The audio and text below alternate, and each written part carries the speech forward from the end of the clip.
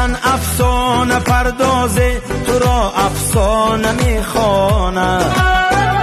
حقیقت نام آثاره، حقیقت خانه میخواند. یکی در کوه ساری شاد ماند، قصر میبیند.